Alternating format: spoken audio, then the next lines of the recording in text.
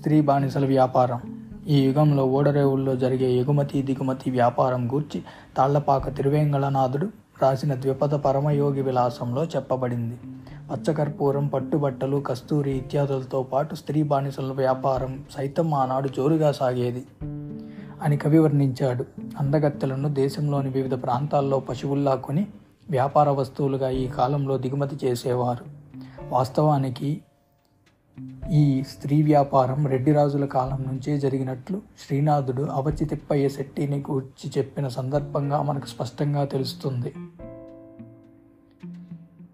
అవచి తిప్పయ్య శెట్టి కుమారగిరి రెడ్డి యొక్క సుగంధ భాండాగార అధ్యక్షుడు, శృంగార రసికాగ్రగణ్యుడు, నౌకా వ్యాపారం ద్వారా కోట్లకి పడగెత్తిన కుబేరుడైన అవచి తిప్పయ్య శెట్టి మాణిక్యాలతో పాటు గాణిక్యములను సైతం తెచ్చి లాభసాటికి బేరానికి అమ్మేవాడని శ్రీనాథుడు హరివిలాసం ద్వారా తెలుస్తుంది. శ్రీనాథుడే కాక పాలవేకరి కదిరిపతి అనే కవి కూడా పరాయి రాష్ట్రాల నుండే కాక పరాయి దేశాల నుండి సైతం వర్తకపు సరుకులతో పాటు స్త్రీ బానిసల్ని ఓడల్లో మన దేశంలోనికి దిగుమతి చేసేవారని రాశాడు.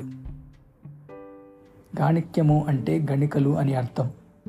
దిక్కుముక్కు లేని ఈ స్త్రీ బానిసల్ని ఆ కాలంలో దాసీలుగాను, కడుపు కోసం పడుపు వృత్తి చేసే వేశ్యలుగాను నిర్దాక్షిణ్యంగా మార్చివేశారు. అలా కాకపోతే ఈ కాలంలో స్త్రీ బానిసల అమ్మకమే లేకపోతే ధనికుల ఇళ్లల్లో, పాలకవర్గ ప్రాసాదాల్లో, వేశ్యగృహాల్లో ఇన్ని వేల మంది స్త్రీ బానిసలు దాసీల పేరిట చలామణి కావటం ఎలా సాధ్యం?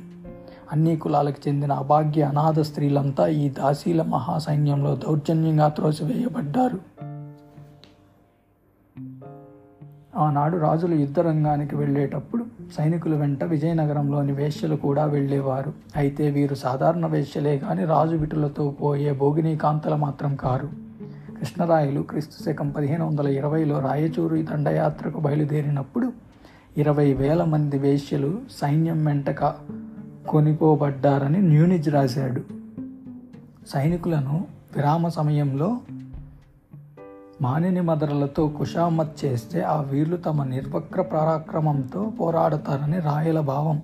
ఈ వేశ్యల్ని ఆనాడు పల్లకిల్లో పరదాలు వేసి తీసుకువెళ్ళేవారు.